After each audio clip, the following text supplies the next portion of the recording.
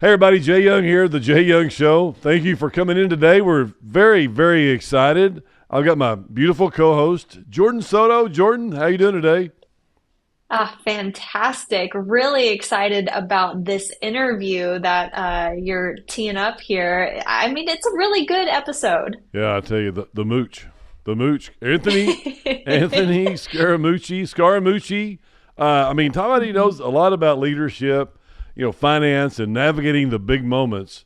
Founder, managing partner of SkyBridge Capital, a global thought leader, and he has some great things to say about the Trump administration. He was with them for a little bit of time, and he also wrote the book, The Little Book of Bitcoin. And we talked about what he thinks now about Trump.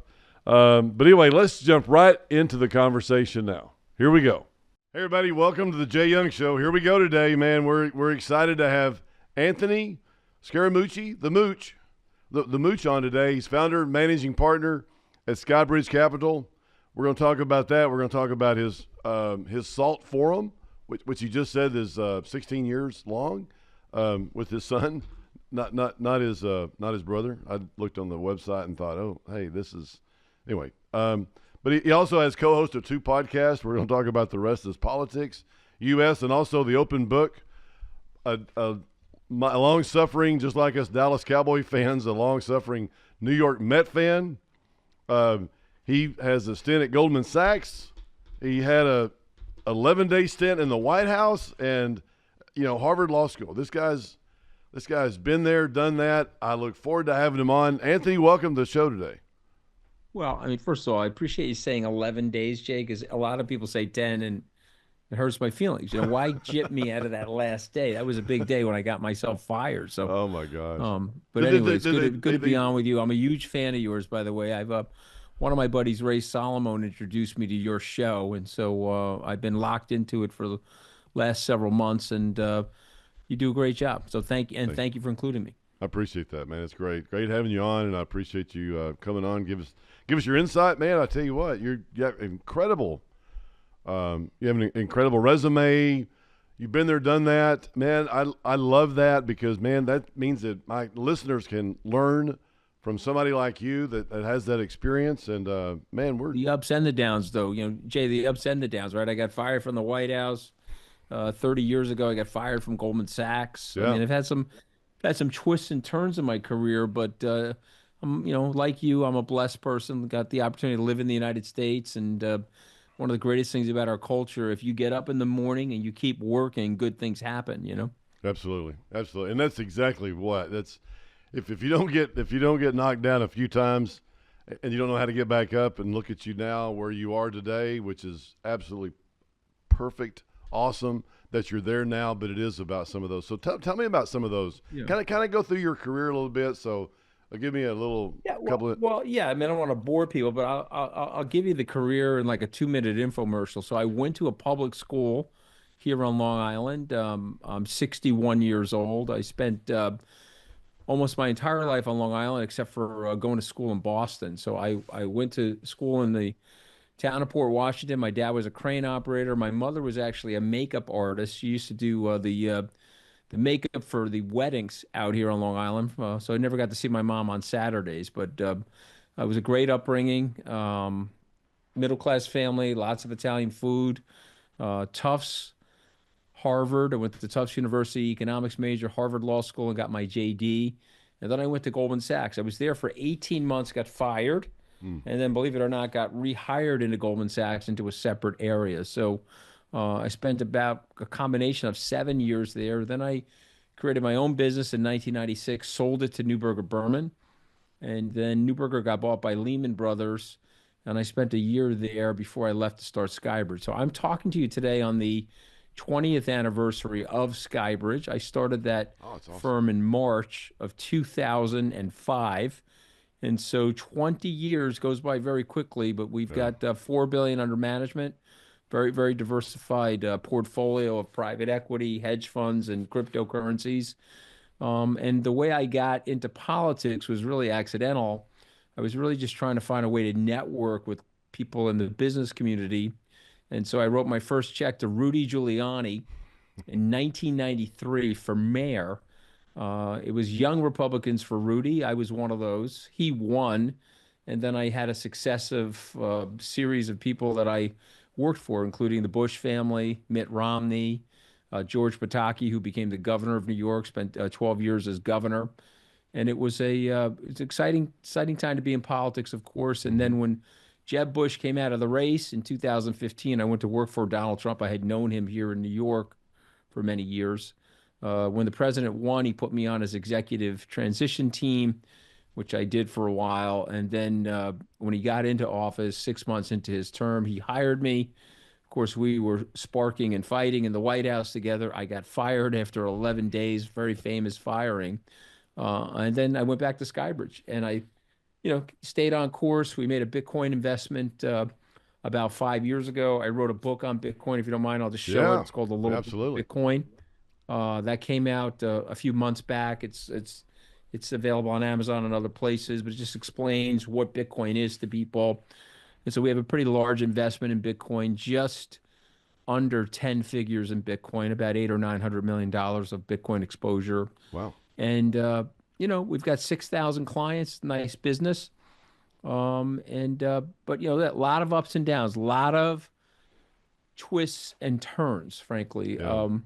But like you, I'm an entrepreneur, and so I think the big message for people is you stay in things, don't give up the fight. Also have a sense of humor. When you're getting your what kicked, you got to be able to laugh about it. If you can't laugh about it, then if they're parroting you on Saturday Night Live, and you're not laughing, then you need to see a therapist or something like that. You got to be able to take yourself less seriously than sometimes you feel like you need to. That's probably the biggest. Yeah, that's awesome. What a career! Learning and being mocked on Saturday Night Live, or knowing Donald Trump and being in that position. Wow, I mean, what? Yeah, well, I did 71 campaign stops with Donald Trump in 2016. Wow. I spent a lot of time with him. Wow. We just listen. He's doing a lot of good things. I'm not one of these, Trump derangement syndrome people. Okay, if you really get to know me, I'll tell you what I like about what he's doing. I'll tell you what I don't like about what he's doing. Notwithstanding the fact that I got fired, I don't take it personally. I think he's done a really good job on the cryptocurrency situation. He's done a good job of taking the border back and trying to strengthen the border. I think all Americans believe that we need to have a stronger border, our southern border. I'm not in love with the tariffs. As an economist, I can tell you why they're damaging to our economy and certainly damaging to some of the sectors of our economy that we want to do well, like the automotive sector. Yeah. But he's our president. And by the way, I'm an American, so he's our president. I want him to do well. Yeah. But we do have free speech in the country, so if I think he's not doing something well, people ask me my opinion, I share it. Yeah, that's awesome. That's great, and I appreciate that, because a lot of people are not really, they don't have all the information, and you've learned a lot, and you're in the trenches, and you talk to a lot of great people with your forum and all the other things. So people that listen, all they gotta do is turn you on, and man, it's great. I mean, I was listening to your podcast with Michael.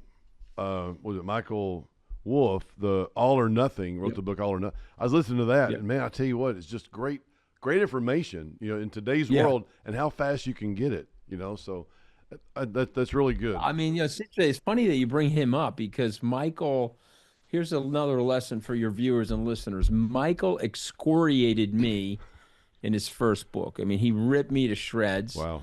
His source on that was Steve Bannon, right? So Steve and I don't like each other. And so rather than being upset with Michael, I picked up the phone and I called him and I said, Michael, okay, I got excoriated in the book. I said, but you didn't even call me and ask me for my opinion of what happened. It was all 100% what his opinion. Fights are, come on. It's he said and she said, and then it's the truth, right? And so I said, you got to give me a chance. And so he said, I'll tell you what, when I write my next book, I'll give you the chance to interview me, and, all's fair and no problem. So that book is a very, very good book. I have it right here, by the way. I'll recommend it to people. Yeah. Again, if you like Donald Trump or dislike Donald Trump, this is a very good book, because it's very well sourced. And believe it or not, he even talked to President Trump about that book. Wow. So Wow. again, it's good. It's a good piece of history. Yeah. And you said that was your favorite Michael Wolff book, and he's written many. And you Yeah, have too. I yeah, mean, very well you've sourced. written a Very lot of. smart guy. Yeah. Yeah. Mhm. Yeah. Hey, I've got a question here from a really good friend of mine here. Do you mind if I read it to you? Yeah, go ahead, please. Matt Fitzsimmons, stockbroker, SMU guy here in Dallas. I've known him for a long time. He says, does he think Trump will keep moving forward with these policies if we start to see rising unemployment, slowing GDP, and a falling stock market? How long is that leash for this administration? Yeah. You got an So, opinion? so that's a really good question. And I, again, I don't want to be overly critical. I just think it's not well thought out. The Yeah. tariffs are not well thought out. Yeah. And so tariffs are good, Jay, if you have a market that's being subsidized by another government. So let's say the Chinese government is going to its steel manufacturers and saying, here's extra dough. You'll now be able to price your steel in the US market at predatory pricing, way below where the market should be. And then the United States should say, well, that's unfair to our workers, so we have to have a tariff to create an equalization. So when there's a predatory environment or something happening internationally that's threatening to our workers, then yes, you gotta have a tariff. But a blanket tariff like that is going to stall the automobile manufacturers. If the president goes through a 25% tariff, like he's talking about with Canada, the average U.S. automobile will go up by 12,000 US dollars. So Wow. you will price that automobile out of the market for a lot of people. So the gentleman that's writing in that asked this question is asking a really, really good question. The market is down on the year now, down 2.5%. It's down since the president got inaugurated. And you would say, well, why is that? He's supposedly pro-business, but tariffs are not. Blanket tariffs like that and arbitrary tariffs like that are not pro-business. And let's be fair to the president for a second. He's saying that he wants these tariffs in place to restore manufacturing. That's what he wants. He wants to restore manufacturing. I'm sorry about Right. that buzzer. No. He wants to restore manufacturing. I don't think that works. We're in a totally different environment now. So market weakens, the president will pull those tariffs. He's pulled some of those tariffs twice now. Right. And he's delayed the tariffs on the automobiles till the 2nd of April. I predict that those probably won't go through. I think he's got a lot of pressure on him right now not to put those tariffs through. So Yeah. let's see if I'm I bet he correct does. about that. Well, I was talking about it on the show a couple of weeks ago, or last week or week before, just about. I think it's just a negotiating tactic. I mean, I'd hate. Is he really that tough of a negotiator? I mean, is he really? I mean, does he find something and use it to his advantage the most? I mean, is he? He seemed like a really shrewd businessman. I think he's a hard ass. If I get to Yeah. say that word on your Yeah. show, I hope you don't Yeah. mind. I mean, he's No, a little no. bit of a hard ass. So I don't think that that's necessarily a bad thing, particularly with our adversaries. But I don't necessarily see the Mexican government or the Canadian government as our adversaries. Moreover, he himself, Donald J. Trump, negotiated the USMC, the U.S. Mexican-Canada trade deal. So the trade deal that's in place right now is the one that the first Trump administration negotiated, that Mr. Trump himself, President Trump, hailed that trade agreement as the best trade agreement ever in the world. Wow. And so he's going back on that now, and he's ratcheting up tariffs. And I just want to remind people about a few things. And you know this from the oil and gas industry. A lot of our refineries are set up to refine Alberta crude. It's a heavier crude. Right. It gets shipped over by pipeline or by truck. It gets refined here in the United States. If they cut that oil, or that oil becomes too expensive, it's going to hurt the U.S. economy. It will cause inflation. Right. And then, of course, it causes deflation as the economy rolls over Right. and the economic growth slows and we get into a big recession. So I hope those things don't happen. The stock market's telling you that they believe it is going to happen. But listen, one thing about President Trump, he does use the stock market as an arbiter for his success. And so maybe the decline in share prices will influence him not to do what he's saying to people that he wants to do. Yeah. Yeah. Makes sense. That makes sense. Boy, and I don't. You said ass, so maybe I can say shit show. The Zelensky Ukraine. What was that all about? Is that? I mean, Man. I don't think it's the right approach. So let me just say this, Jay. I'm in the mansion, Hmm. and we're in the homeowners association together, and your house has been set on fire by an arson. Hmm. And now you're calling me and you're like, "Hey, can I use your garden hose? I got to get the house to be set off of fire." Right. And so I got the garden hose out. I'm helping you. I invite you into my living room. Then I bring the television cameras in and I start bashing you in my living room. Yeah. I don't think it's the right thing to do. And I think it sends shockwaves around the world that the United States, who was the beacon of hope and freedom for mankind, and the United States that would reject an aggressor relationship against a ally, and the United States that signed a security agreement with the Hmm. Ukrainian government in 1994. It's 31 years later. We were dedicated to the principle and the proposition of protecting the Ukraine against Russia, and now the president is siding with Vladimir Putin. I think it's very rough on our European allies. Wow. It's obviously rough on the Ukrainian people. And I think it's dangerous. And now, we sent them weaponry. They bought some weaponry, and we've canceled the signal intelligence on the weaponry. So now they don't even have the coordinates now. So missile strikes are hitting civilians Right. in Kiev, and we had anti-missile batteries there to protect those civilians, but President Trump cut the signals intelligence to those people. So people listening in, if you guys think that that's right, somebody write in and explain why you think that that's right. Hmm. But I don't think that that's right. And also, Ukraine did not start that war. Right. President Trump is in the UN voting with North Korea and China to suggest that the Russians were not the aggressor. I don't see how that makes sense. And I think again, I want to call balls and strikes. There's some things that President Trump is doing that are good, Yeah. but those things Yeah. I think are really bad to us. I just got back from a summit meeting of consultants in Amsterdam. It was a big conference there. There were several NATO representatives there that are really upset about the direction that the United States is taking in terms of the overall security umbrella for the free world. Wow. Wow. Unbelievable. And I think he's right. I mean, we shouldn't just give money just like tens of billions or hundreds of billions, whatever. I can't remember how much money exactly we've given Ukraine. Whatever, The but president said it was 350 billion. We've yeah, given 160 billion. yeah, It's a lot of money. yeah, yeah, Some of it is in materiel. Some of it is in munitions that are being manufactured here in the United States. So the money's actually going into the U.S.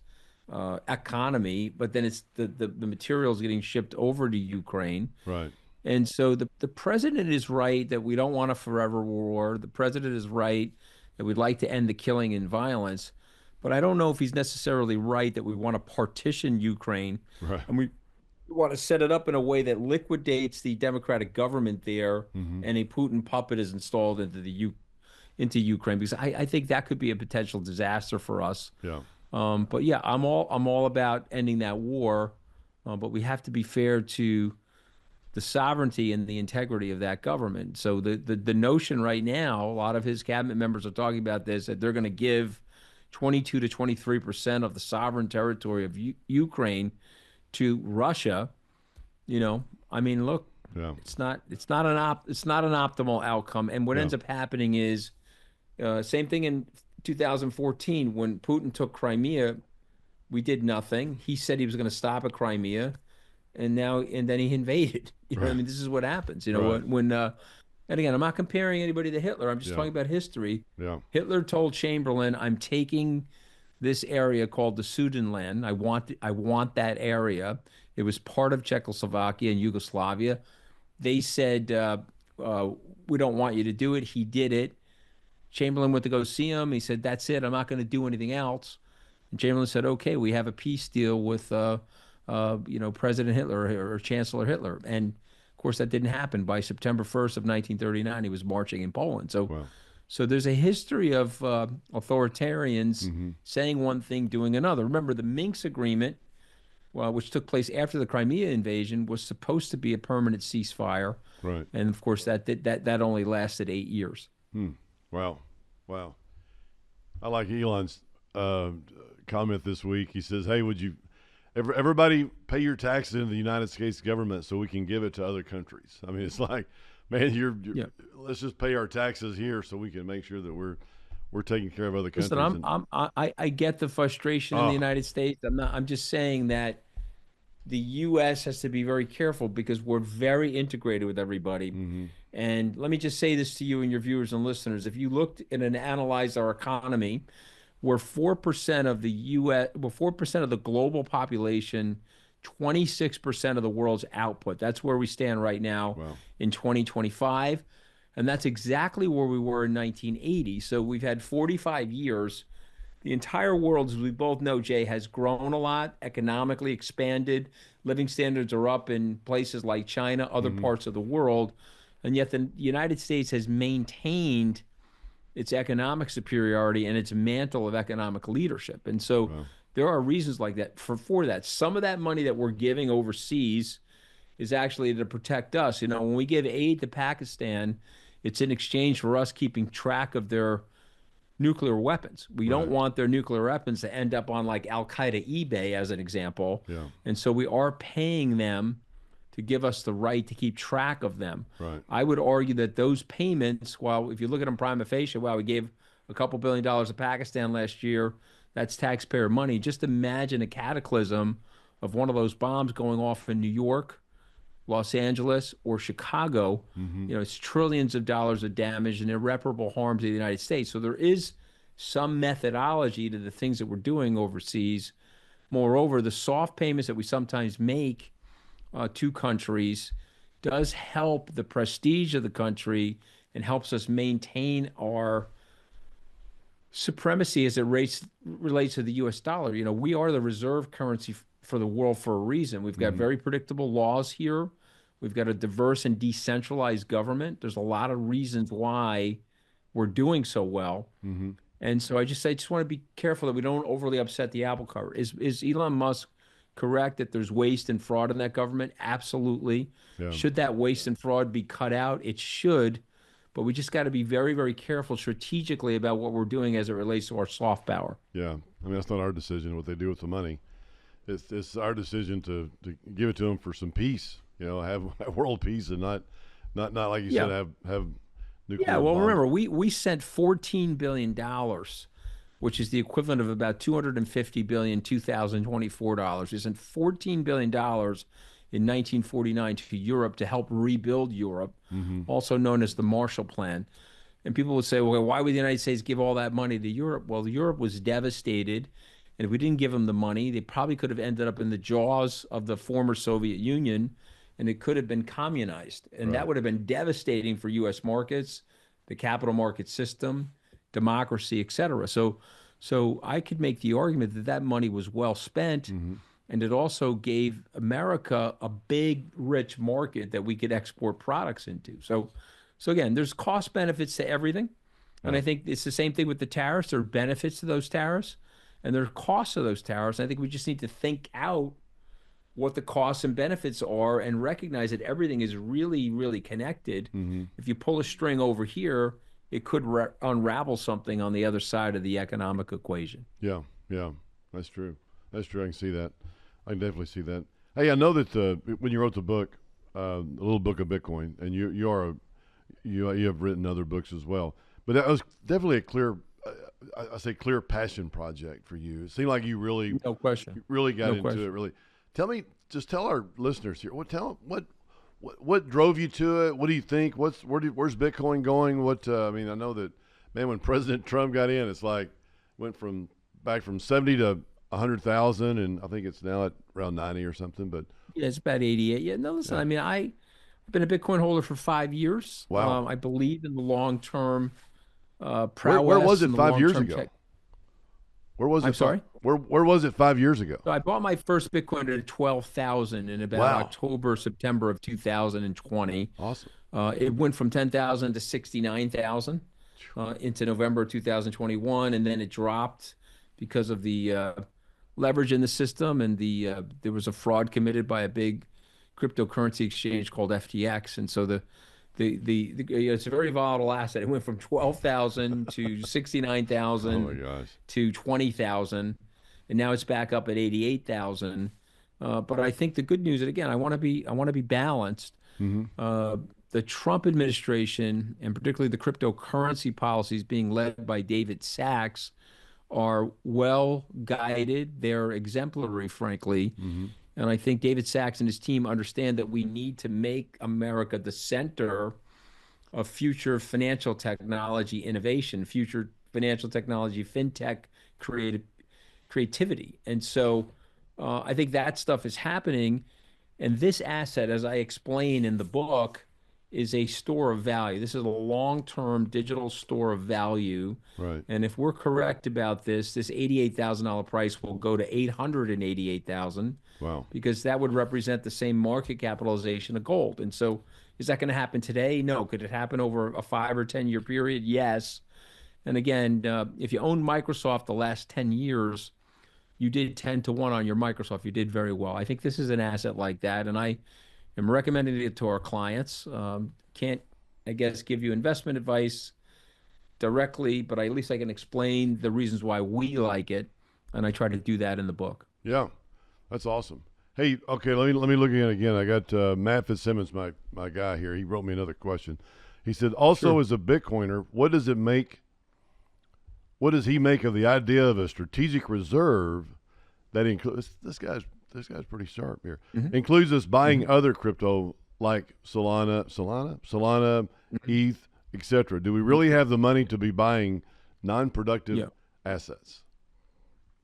Yeah, he's a very smart guy. It's very smart. See, you got really smart viewers and listeners. Hey, Jan. man, Okay, see, it makes me. you got a good show. Yeah, So, thank you. so he's asking great questions, and so I think what I would encourage him to do is I would encourage him to read the executive order and the memorandum that came out of the White House. It was published last night. Wow. And basically, what they're saying is they're not going to use any taxpayer dollars. They're going to make sure that it's cost neutral to the United States. So, in other words, if they seize Bitcoin assets as a result of a crime or something like that, it's going to go into the reserve. Could they sell some assets to buy Bitcoin? That is quite possible as well. I think they made it very clear in that communique that the other coins are probably not candidates for the strategic reserve, but they could end up in a sovereign wealth fund situation in the U.S. Michael Grimes, who's been on Wall Street for a very long time, is going to lead the effort to create a sovereign wealth fund for the United States, and maybe there'll be some of those assets in there. But I think that the point is you're non-productive in some ways, but it would be very valuable to us if the rest of the world accepts Bitcoin as a digital store of value, like we have a strategic reserve in gold. I think it would be very valuable to us to have a strategic reserve in a digital asset like Bitcoin. And again, read the communique. They're going to keep the Bitcoins that they have. They're going to find revenue neutral ways to acquire more Bitcoin. And I think it's splitting the baby quite nicely. And so I don't think it's going to have a big negative impact on anybody. And additional taxpayer dollars are not going into it. But remember, and this is something everybody should know, we have about 27, 28 things in our strategic reserve. It's not just petroleum reserve and a gold reserve. We have palladium, lithium, rare earth minerals. There's medical supplies in our reserve. Oh, wow. God forbid that there's another pandemic and things like that. So there's a whole host of things that the U.S. government is warehousing to protect U.S. citizens and the economy. And I'm one of the people that believe that Bitcoin should be part of that. So, some can criticize me, say I'm talking my book, but you said something earlier, which I appreciate, and I appreciate the compliment, that this was a passion project for me. I really do believe in it, and I do want people to understand it, and I do want people to think about having a piece of it in their investment portfolios long term. Right. It definitely makes sense, because I know that you can either buy it on an ETF with your stockbroker, or you can buy it or put it in your vault, or do the 2-key thing with the vault and all that, or you could just do it with you, right? I could send you money and you could put it into your. I guess you have a fund. We have a crypto fund. We have a hedge fund, diversified fund of funds. We have a lot of different ways you could do it. Or you could just buy IBIT, the BlackRock registered ETF, and put it in your brokerage account. You get the exact same return, and BlackRock stores it for you, and they do it at a very low price. So there's a lot of different ways to do it. Yeah, yeah. I know a lot of oil guys up here in Texas would love to put money with you because they say, "Oh yeah, me and Scaramucci are partners, and we're in this Bitcoin thing together." And of course, if you ask them I got a lot of clients in Texas, and I get down there a lot, Jay. And what do they say about Texas? I got there as soon as I heard about it. Right? There's some great line about Texas. Yeah. How long you been in Texas? Well, as soon as I heard that there was a Texas, I showed up. There you go. Man, I tell you, it's a great place, but I love getting to New York too, man. I tell you, it's really a great city. Great city. But here in Texas I drive 5 minutes to work. I drive my car 5 minutes to work, so it's a little different than I got back from LA 2 nights ago, and we took from the hotel to the LAX. It was like a hour. It was like 3 miles or 5 miles, and it was like an hour drive. And man, it's just incredible. But Texas is a great place, except for the weather. You don't move here. You don't move here for the weather. I guarantee you that, because it's. Oh yeah, I've been in Midland, Texas in the hot summer. I stayed at that newish Marriott there. It was blazing out there. There's a big Bitcoin miner in that area. It's owned by Genesis Digital Assets, and I went to visit the miner. I have an investment in that company. Oh wow, good. Good. Yeah. So is that from the natural gas that they mine the exactly, Bitcoin? Yeah. Wow.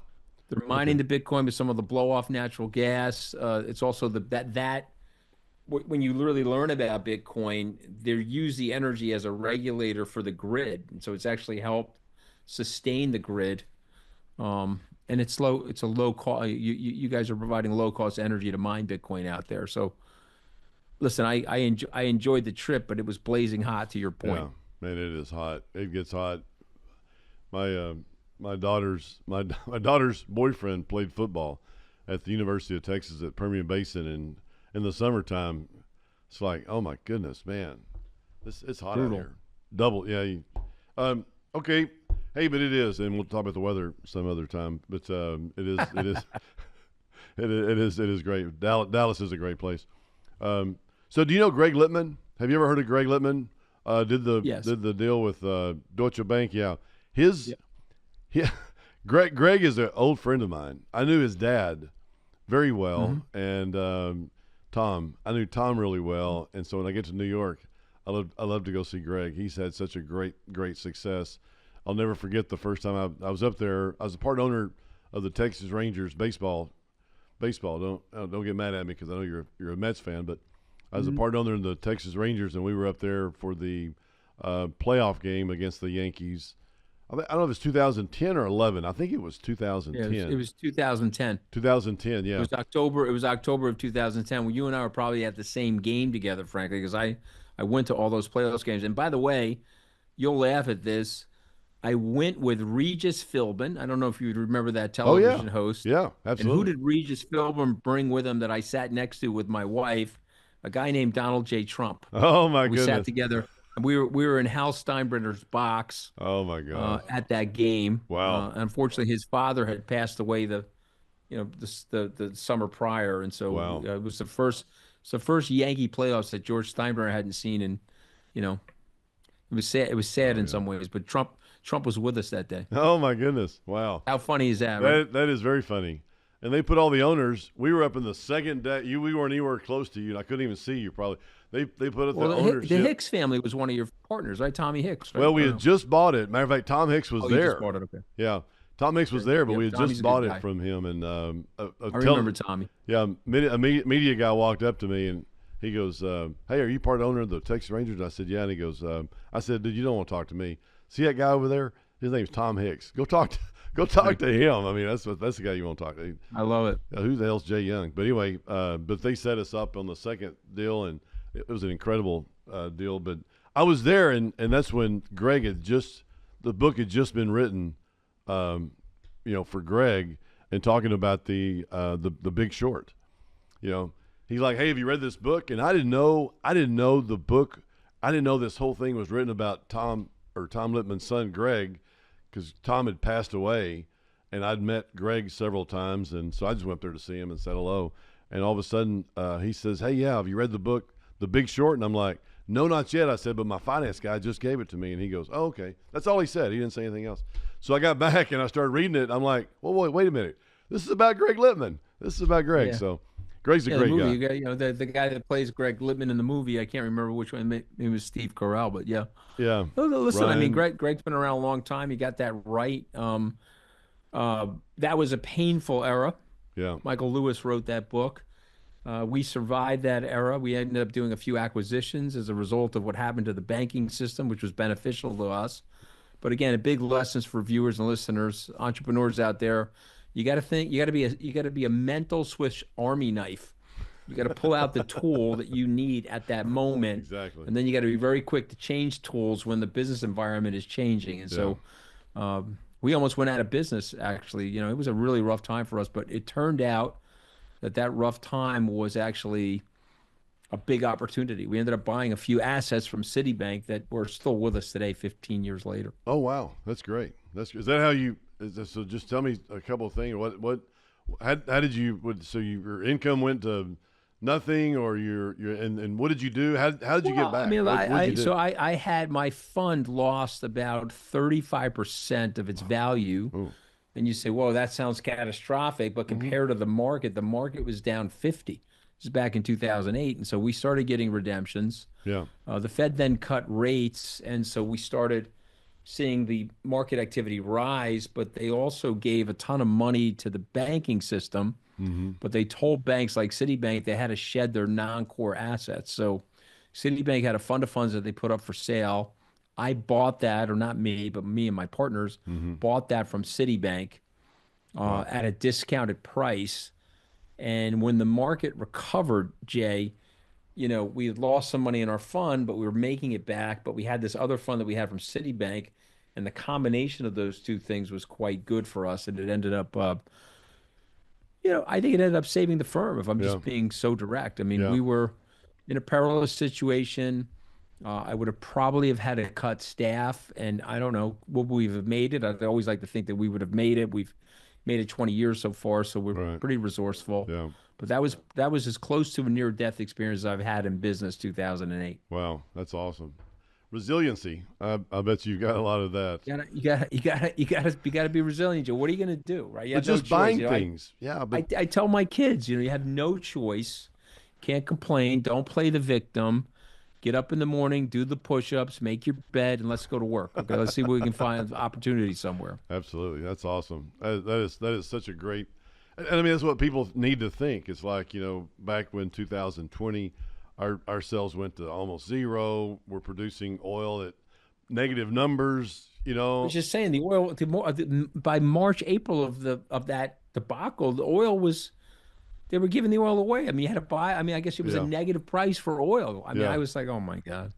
I had I was on the Jay Young show that afternoon, and I went home at lunch and ate a sandwich, and oil was 1 penny, 0.01 at home that afternoon, and then I got back and I had my preacher Jack Graham from Prestonwood, who's on President Trump's speed dial, and I was talking to him on my podcast, and I had my CNBC over here on the right side, and I was just kind of talking to Jack, and we're going back and forth, and all of a sudden I look over, and I'm like, I saw a negative number in front of. I was like, I remember that. What? I remember exactly where I was sitting because I was locked in my house like everybody else. I was told I can't leave the house. Yeah. I was watching the TV, watching the data, and that was another bad time for us. By the way, we lost a lot of money in March and April of. I was not set up for the pandemic. That's another thing that happens in life. Yeah. I would say this from a risk management perspective.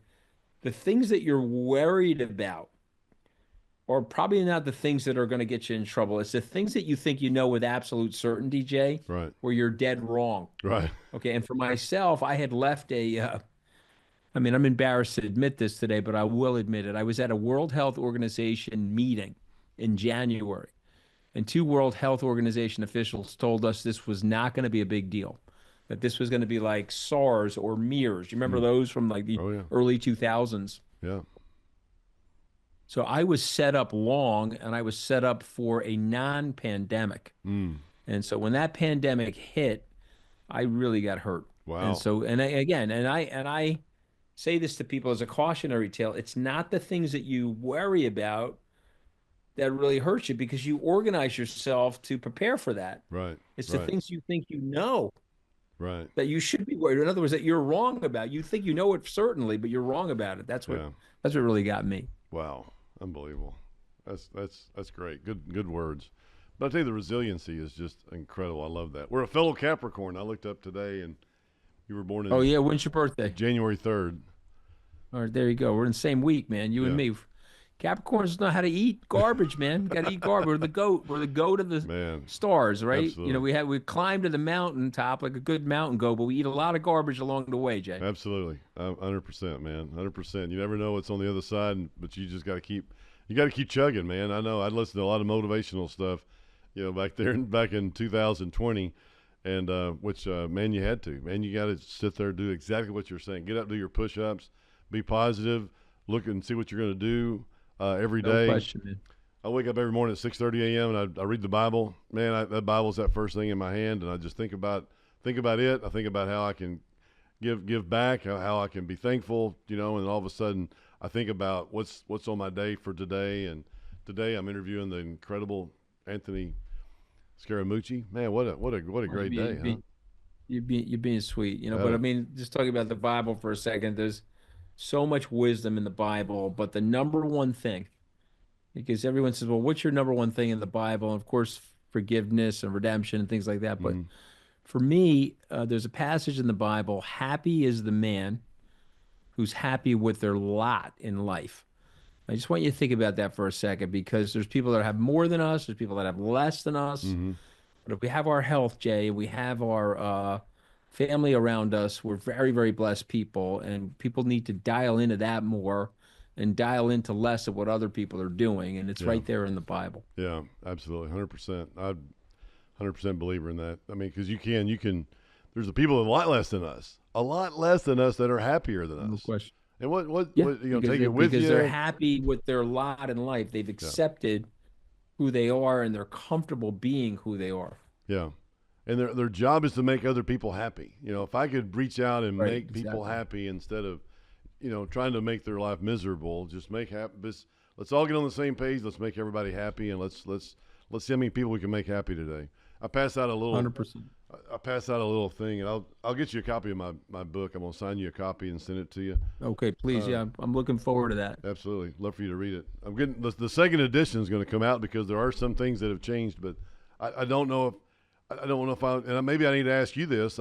Instead of writing a new book with a new title and everything else, I just thought about a second edition, just kind of updating 30. Well, I've done that as well. I wrote a book on hedge funds, and I put out a second edition. So, I've got all my books around me. Hopefully, you don't mind me showing these. No, man, I'd love it. So I updated that book. I wrote it 12 years ago. And the good news for me with this book, a lot of universities use it. And so my publisher said, hey, could you update it? Could we put out a second edition? So we did that last November. Yeah. So okay. that's 4 or 5 months ago. I think it's great. I mean, because there is a lot of updates, hedge funds and things of that nature, and you don't want the old book out there. You want to say, hey, no, that's not the updated version is this. And there's a lot of things that have changed in the oil and gas industry that I really feel like we can go back. I mean, my history will stay the same. I haven't changed that. I still got a fourth generation. I got my great grandfather in the oil business and all that, but I don't have. There is some things that do change, so that's good. What else would you want to talk about? What is it that you would? And Jordan Soto is my co-host. She comes on every once in a while, but she always asks that question: what would you tell your 20-year-old self or your son AJ? Great question. What is it that you would tell your 20-year-old self if you could go back today? What would you? It's a great question. I mean, I tell people risks. Got to take risks. You cannot do. How can I say this to you? You can't be afraid of your future. You got to make a bet on your future, and you got to also think about your life. Think about your life this way: if I could do anything that I want, and I knew with 100% certainty it was going to be a success, that's the thing you need to do in your life. Yeah, Yeah. And there's been some hesitancy by me. I was always a little bit fearful because I didn't have a lot of money growing up as a kid, and I probably did some things a little bit more risk averse than I should have. And yeah, hey, listen, it's fine. It all worked out great, thank God. But I'm just telling you, that's something I wish I been able to have a conversation with the younger version of me. Yeah. Yeah. So just had a little bit more risk, or be more. Yeah, more risk, be a little bit bolder, Yeah. make that phone call. Don't be Right. afraid to call somebody, ask them for a favor. Right. Right. Sometimes we need something from somebody. We're afraid to ask them Yeah. because we're afraid to be rejected. The most powerful word in our language is a one syllable, two-letter word, and it's the word no. We learn that word very, very young. Your mom doesn't want you to touch the hot stove. She says no. Right. She doesn't want you to fall out of the crib. She says no. Right. You're reaching for something to choke yourself with. She says no. And no has this like psychological effect on us. Mm-hmm. And we hear the word no, we could feel rejected. And Right. so it's very hard sometimes to ask somebody for something because we feel, well, they're going to say no, and I'm going to feel bad about myself, like I wasn't worthy enough to get a yes from the person. And I think we Right. have to desensitize ourselves from that and learn how to accept the word no, coach ourselves through the word no. And I think I wish I would have picked up the phone more and called more people and asked for more help. Yeah. Yeah. Ben Really. Franklin has a great line, Jay. I'll share it with you. Yeah. Ben Franklin, if you want to make a friend, ask him for a favor. One of the Right. best lines ever. It's Yeah. counterintuitive, Yeah. but now you've started this process of reciprocity. Right. A lot of people in life are very happy to help you, Jay. You know Right. that from your congregation. You Yeah. know that from your community. Right. If you pick up the phone and call somebody, so if I called you right now and said, Jay, I know you're best friends with the best spine surgeon in the world. Could you make an introduction for me? Would you do it? Absolutely. Of 100%. course. And then you'd feel good about it. You'd Yeah, feel good about it. absolutely. And now we're bonding. I Right. mean, if you want to make a friend, ask the person for a favor. Yeah. That's awesome. A really good friend of mine, Bob Bodine, wrote the book, The Power of Who. And it's an incredible book. And I've had him on the show, and I had lunch with him. No, I haven't. I'll pick it up. Oh, The I'll buy Power it. of Who, Bob Bodine. He's an incredible guy. I'd love to introduce you to him sometime. Next time you're in Yeah, that'd be Dallas, great. or if we're up there in New York, or whatever the case, or at your forum. I'd love to be at your forum. But Yeah, Bob, that would be great. I'll invite you. We're doing 2 this year. good. We're doing 1 in Bermuda and we're doing 1 in Wyoming. Awesome. So That's I'll great. be sure when I get off your show, I'll be sure to make sure one of my colleagues sends you an invitation. Yeah, absolutely. Love to. That'd be awesome. That'd be really good. But Bob does the same thing. It talks about the power of who, and it talks about your network. And he says, I listened to him speak again the other day, but he said, you have everybody that you need in your network right now. And he says, you don't know it. You keep looking for more people. You're doing blah, blah, you're all, and he says, you have everybody you need right now. But he says, you can't just, ask them for, to sell them or whatever the case may be. You've got to make sure that you open up that relationship with, hey, what are you doing and how can I help you? That is a great line, man. Oh. I love it. Man, how can I help you? And it's just one of those things that you want to make sure that you're doing everything that you can to help other people, because everybody would love to help you, and they'll reciprocate, and you'll get anything in life you want. That's what Zig Ziglar, the old I don't know if you ever heard of Zig Ziglar or not, but a big powerful Christian motivator that I grew up with. He said you can get anything in life you want if you'll just help enough other people get what they want. So incredible line. I love that. There was a great line on Ronald Reagan's desk. You can get anywhere you want in life as long as you don't care who gets the credit. Right. What a great line. Share Yeah. the credit, be loving, bring people into the tent. What a great line. Yeah. Yeah. Cost you nothing. Majority of the time, cost you nothing just to shout out to people, which is incredible. That's really good. So we got like 3 or 4 minutes. I know we got to wrap up at 10:30, but we've got 3 or 4 minutes. What about the New York Mets, and what about your new owner, and what about that payroll? What's going to happen to the Mets this year?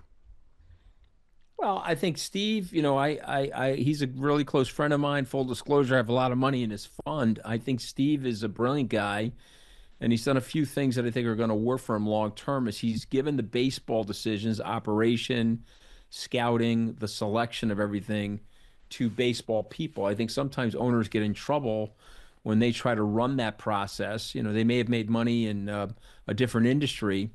You know, I may be a smart person, but I'm not qualified to be a brain surgeon. And so sometimes very wealthy people sometimes think they can do everything. And I think the owners that get too involved in the operational decisions, they can't win the championship because what happens is you're too emotional if you're the owner. So Right. Steve has Right. detached himself. He's put some really good baseball people in there. Payroll is out of control. Juan Soto's number, you know, I think he's getting like $600 million. I'm sorry, $600 a minute for the next 15 years. Oh my God. For the next 15 years of his life. Okay, so it's a $765 million package. He's a great hitter. People say he's good to have in the clubhouse. Not a great fielder. That's okay. You know, they've got a stacked team. But remember, you know this, I know this. Young teams win championships. Great pitching wins championships. A phenomenal relief pitcher wins championships. So they do have those ingredients. Question is, are they going to do it this year? I don't know, but I would make a bet over the next 5 or 10 years, they will build a consistently championship-oriented quality sort of a team. You know, Steve is going to be the Dodgers of the East, if you will, and he's competing neck and neck now with the Yankees, which is something that the Mets never did in this town. Right. So we'll see. Right. Right. I'm a huge fan, Jay. I have to confess. If I could, I didn't have other things to do, I would go to 100 games a year. Wow. Wow. That's great. I love it. I've got a great suite here at Ranger Ballpark, but Nolan Ryan is a good friend of mine, and he was with the Mets back in 1969. Yeah. That was awesome. Well, if I can ever get you to New York, you come to my suite. I have a signed number 30 Mets jersey from Nolan Ryan. Oh, I wow. bought it from Fanatics, and it's up there in my suite because I was a big, 69, 73 Met fan. Yeah. We traded Nolan Ryan to the California Angels for Jim Fregosi. What a disaster! I mean, I'm sure Jim Fregosi's a nice guy. I'm just talking about quality baseball. Yeah. But Oh, Nolan man. Ryan, if you see Nolan Ryan, you tell him he's got huge fans in New York, and I'm convinced that Nolan Ryan could probably still throw in the high 90s. Okay, that SOB looks like he's still in good shape. Oh man. Somebody told me he's pitching every day or something like that, Yeah. loosening up his arm. Yeah. Yeah. Oh, he's a God great bless guy. him. Yeah. We went we flew to Castle Pines in Colorado and played golf with him and Ruth. But he's good. just an incredible. I love it.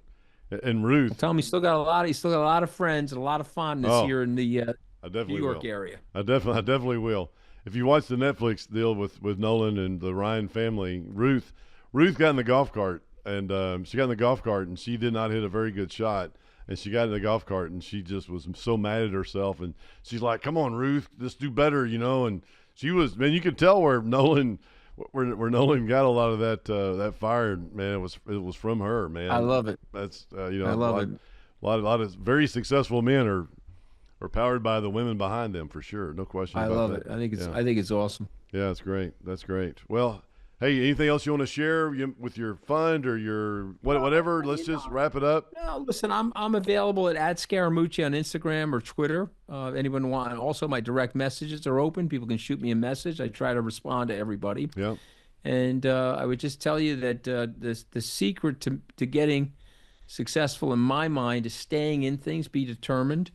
I made a decision. I read a book called The Richest. You mentioned Zig Ziglar, who I'm also a big fan of, but I read a book by George Clason, which was written in the 1920s called The Richest Man in Babylon. You probably heard about it, Oh, Jay. yeah. And that book changed my life because I read that book at 17. And in the book, the message was you had to pay yourself first.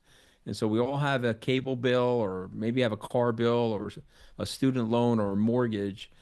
Just in your mind, create another bill, and that's the Jay Young bill or the Anthony Scaramucci bill, and pay yourself first. Right. And I put money into the stock market from age 18. I'm 61 years old. It's been a 43-year commitment to make an investment at least once a month into stocks. And so sometimes you're buying them here, and sometimes you're buying them there, and sometimes you're buying them here. But over 43 years, it's made a big difference in my life. And I just tell people, pay yourself first. Yeah. make sure you make that a bill to yourself. You're the most important person that you know for yourself. Right. And if you do that, you'll be ahead of the game. Most people don't do that. They don't have the discipline to do it. Yeah. Well, especially at the age of 18. But if you did that at 18 or whatever, I'm going to make sure. No, it made all the difference. When we were talking about near-death experiences in business, having a little bit of a cushion allows you to think more freely, and it gives you a little bit of ability to take more risk. Right. Exactly. That's great. That's great advice. I love that. Well, hey, everybody, this is let's wrap it up. Anthony Scaramucci, I tell you what, it's been an absolute pleasure to be here. What great advice you have, what knowledge. Man, I just love it. Can't wait to meet you again, to see you in person. Yeah, well, you got an open invitation. You're a baseball fan, so man, love it. Please get up to New York. If your Rangers are playing the Yankees, send me a text. Yeah, and we'll be sitting in the legend seats to watch your team. All right, brother, let me know. Great. That'd be awesome, man. I'm definitely going to be there. I'm definitely going to come up and make it a point to get up there. I need to come up there anyway. Brian Sullivan, Greg Littman, some of the other guys that I like to see. I need to get up there and see them. But thank you very much, man. You've been incredible on the show. I appreciate you, and look forward to staying in touch. Pleasure's mine, sir. Great to be on with you. Thank you. Thank you. Appreciate that. I'm a huge fan of the Jay Young Show. Hey, there you go. What else do you need to know out there, everybody? So that's awesome. Thank you very much, man. Appreciate it. Hey, man, Jordan, wasn't that a great interview? I mean, he is such a well-versed interviewee. Like, there are so many different directions that the conversation goes. Yeah. He's really an insightful talker. He really is. He shoots it straight, tells you what he thinks, and very, very intellectual. And I thought it was really great. I mean, what a great guy. And I'm so grateful to have him on the show. He reached out after we had an ad in the Wall Street Journal. He reached out, and we had the interview. Matter of fact, I'm on his podcast and he's on my podcast. So, man, here we go.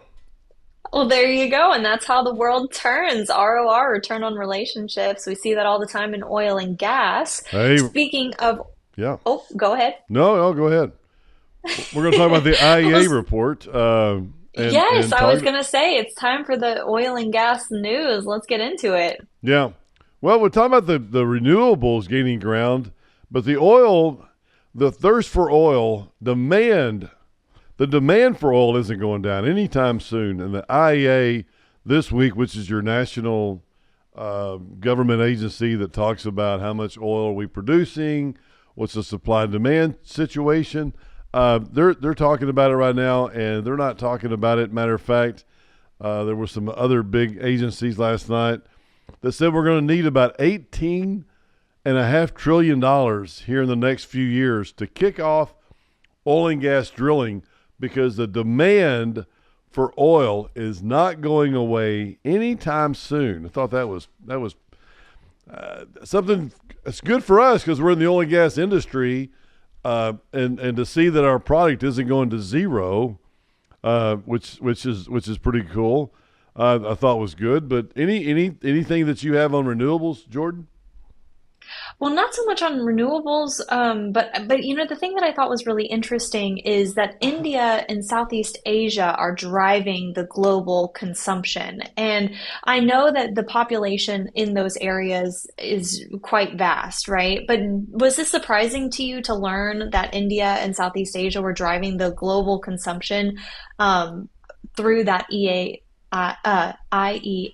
report that was highlighting that? Yeah. Well, I'll tell you, the population growth in those countries is just unbelievable. The population growth, and they've gone from, say, 40, 50 years ago, walking to mopeds to motorcycles to cars to bigger trucks. I mean, and as they do this, they take up a lot of our world supply when it comes to, because we're producing about 100 million barrels of oil a day in the world, and we're consuming all of it, and there's just so much, there. And once you have that demand, and these countries are supplying some, they're shutting down, they're up and down about what they're producing or what they're exporting.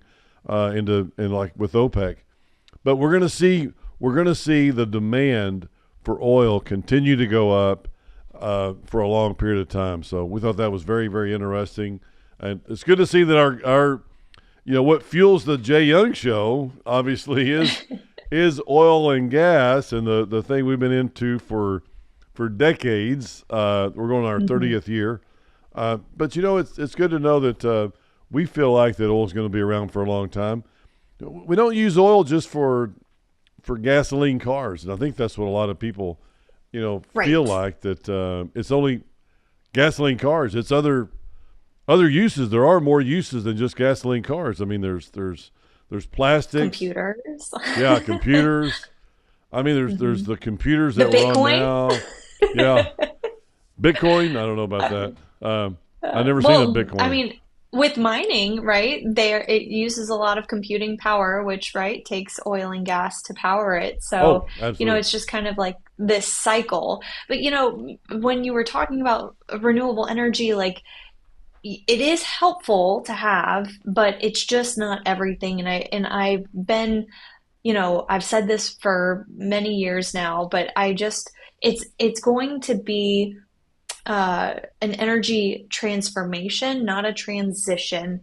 There is not going to be, in our lifetime, I don't believe, a world where we have the renewable energy that is creating reliable baseload energy and replacing fossil fuels. I just don't see it happening. Yeah, I agree. I definitely agree, because it's like a third is gasoline cars, a third is jet fuel, big diesels, and a third is plastics, and not just plastics, but other products that are made. Right. This table here, or my phone, there's all different kinds of oil products in these different items. So therefore, I feel like we're going to continue to need oil and gas. We'll continue to drill for oil and gas, and it's been slowing down a lot in the United States here lately, and we're going to see it. We're going to see demand continuing to rise, and our supply won't be there, which means prices, will come up. Not now. I think now is a good time. We're oversupplied. We're producing a lot of oil in the United States, 13 million barrels a day. We still need 20 million barrels a day. But that number is going to come down. I've been saying it for a few months now that oil rig counts down, wells declined.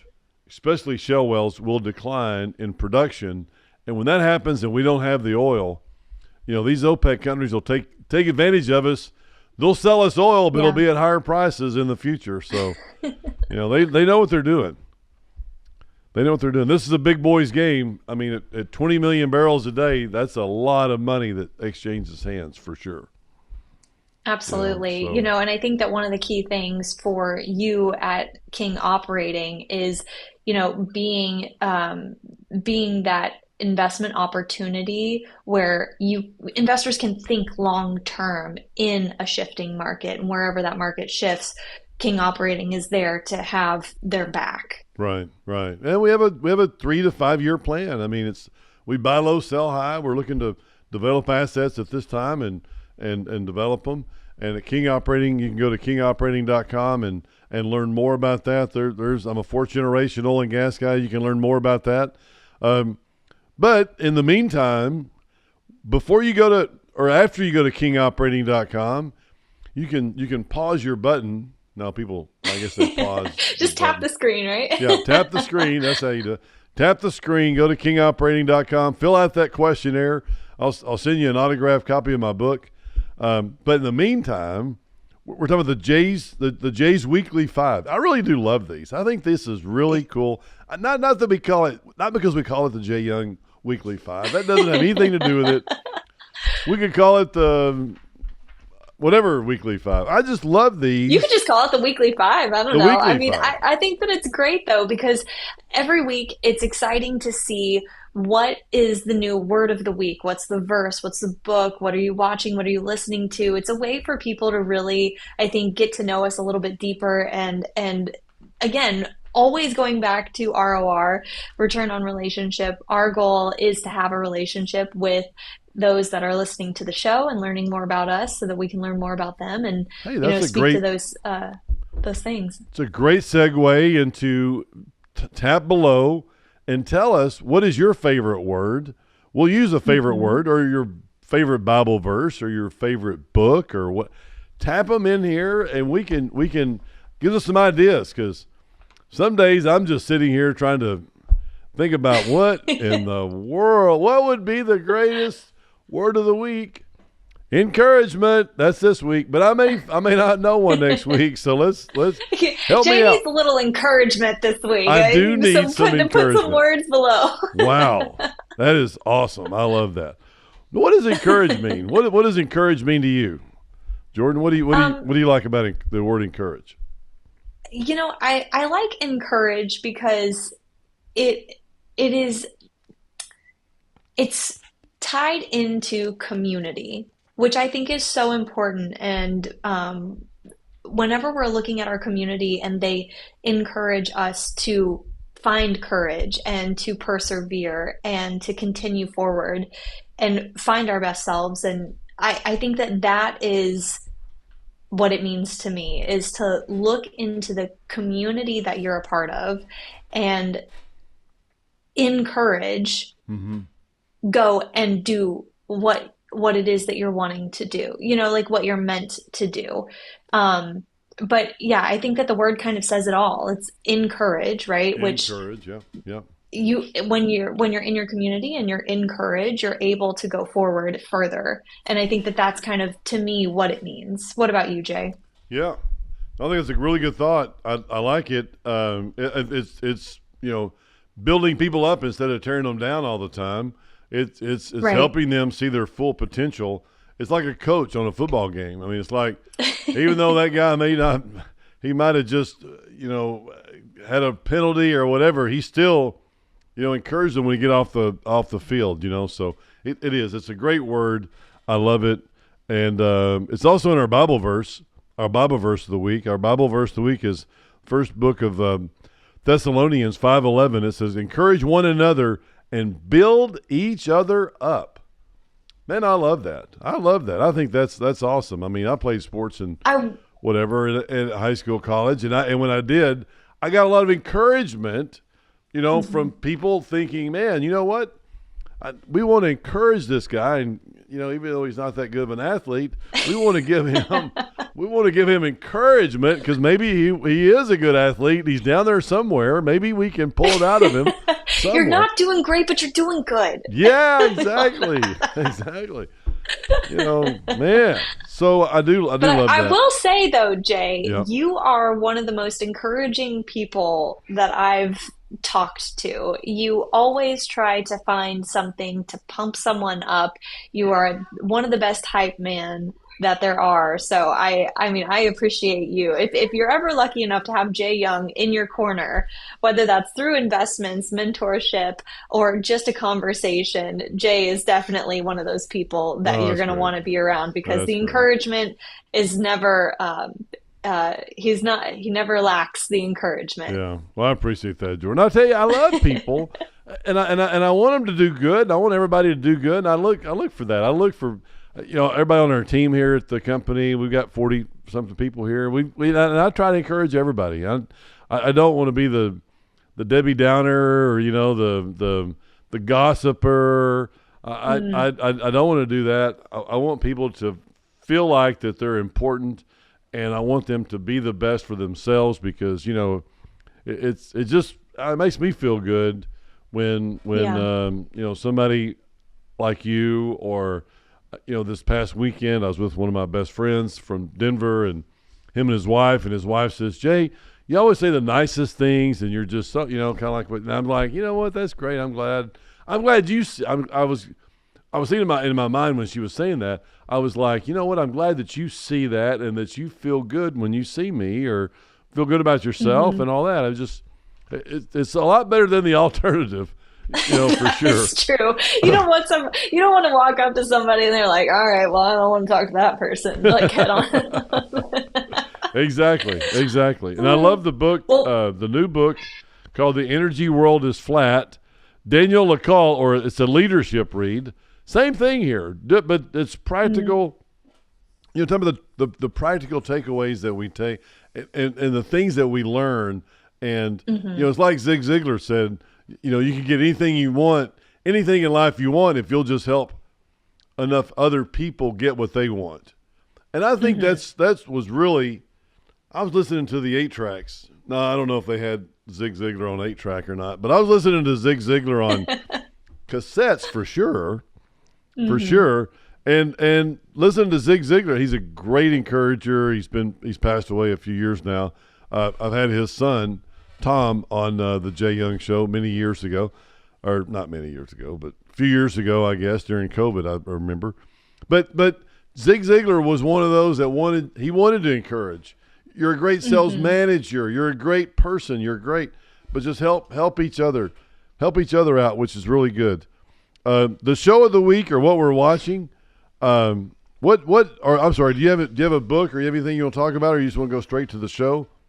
Straight to the show, Jay, because this is one of my favorite shows of all time. Really? It is my favorite show of all time. Undercover Billionaire. What do you like about it the most? Tell me about it. What you like about it the most, and an episode. Tell me about an episode. Well, I distinctly remember one episode, and it was about a rotisserie chicken food chain. He went undercover as one of the food workers. And I think that one of the key things that really resonates for me is that when you are in C-suite, or you are in a very high-level executive position in a company, sometimes you are not aware of what the environment is actually like for those that are, I don't even want to say bottom, because it's not the bottom, but those that are in the trenches, like doing the work. Sometimes you just are not, it's like you are in your day-to-day, so there's lack of perspective for the day-to-day of where you used to be, or of the people that are making that happen. So while it may have been impactful for you to go through that, whenever you kind of rise, you lose perspective of that sometimes. And so I think it's really impactful for those that are in charge of companies to go, I'm thinking of Undercover Boss, not Billionaire. Oh, wow. We got to cut that. I don't know if that's so different. We got to cut that episode off, or cut that part off, Andrew. Yeah, she's got on. It's still kind of the same, right? I don't know if it's the same, but Undercover Boss is one of my favorite shows. I just went on a rampage about that, but I think it's really great. Yeah. What is Undercover Billionaire about? Well, Undercover Billionaire is a little different show than Undercover Boss. You just let me go. You're just over there I was trying to figure out, and I even looked it up. I go, I'm trying to look at.